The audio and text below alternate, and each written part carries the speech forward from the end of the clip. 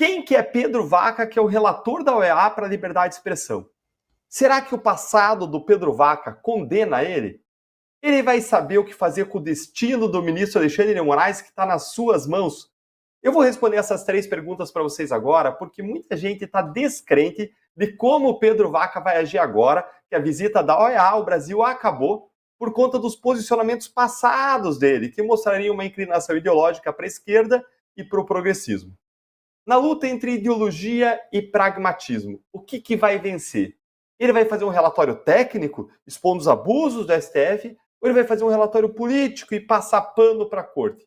Fica aqui comigo até o fim para você entender e vamos começar entendendo quem é Pedro Vaca. Vamos começar pelo currículo.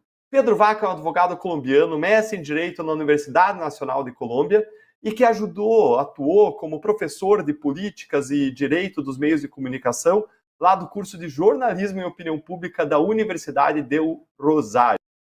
Em 2018 e 2029, ele foi instrutor da Unesco em um programa de liberdade de expressão e ele ingressou como relator especial para a liberdade de expressão da OEA em outubro de 2020. Isso para cumprir um mandato de 3 anos, que foi renovado em setembro de 2023 para mais 3 anos e vai agora até outubro de 2026.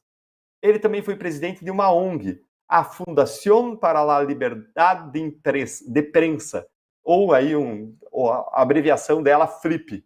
E essa associação, entre os anos de 2016 e 2021, preste atenção, recebeu 1,7 milhão de dólares de quem? Da Open Society Foundation, aquela ONG progressista do George Soros, que financia causas de esquerda no mundo todo. A Open Society, inclusive, é uma das principais financiadoras da censura mundial, já que ela dá dinheiro para diversas iniciativas baseadas na visão progressista e woke sobre a liberdade de expressão, que defende, é claro, a censura, o silenciamento das vozes conservadoras e o combate à desinformação e ao discurso de ódio. Um exemplo disso é o financiamento massivo da Open Society dado para as agências de checagem e para os Sleep Giants, que é aquela organização que você conhece de esquerda que promove cancelamentos e que recebeu 600 mil dólares da Open Society. Por esse ângulo, gente, apesar de o Pedro Vaca ter um currículo aparentemente técnico, o histórico dele é um ponto negativo. Mas e as posições dele como relator da OEA? O Pedro Vaca ele criticou a ordem de bloqueio do Telegram que foi dada por Alexandre de Moraes em julho de 2022, em uma entrevista que ele deu para a Folha de São Paulo. Ponto positivo.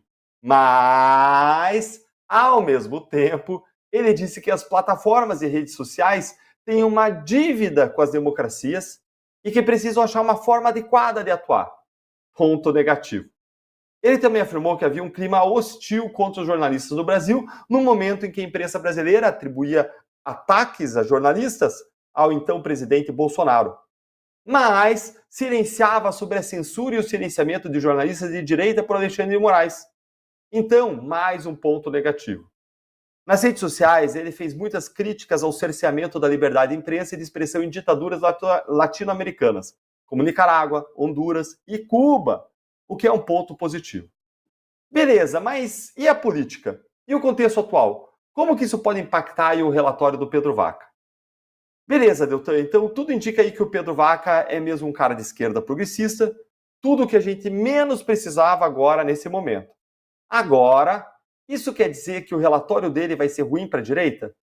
Não, gente, eu vou explicar para você agora o porquê, mas curte o vídeo para que você receba sempre as informações de qualidade aqui do canal e para que mais gente se una à nossa luta. Então, o relatório ele não deve ser ruim para a direita, porque no meio do caminho tem a ambição do Pedro Vaca de se tornar no futuro um comissário da Comissão Interamericana de Direitos Humanos e depois até mesmo, quem sabe, um juiz da Corte Interamericana de Direitos Humanos. E para ele conseguir isso, ele vai ter que dançar conforme a música tocada pelo Donald Trump e pelos Estados Unidos, que agora são quem vai ditar qual é a música. Uma fonte muito segura e muito próxima ao Pedro Vaca, que eu conheço, com quem eu conversei longamente, me deu a seguinte informação.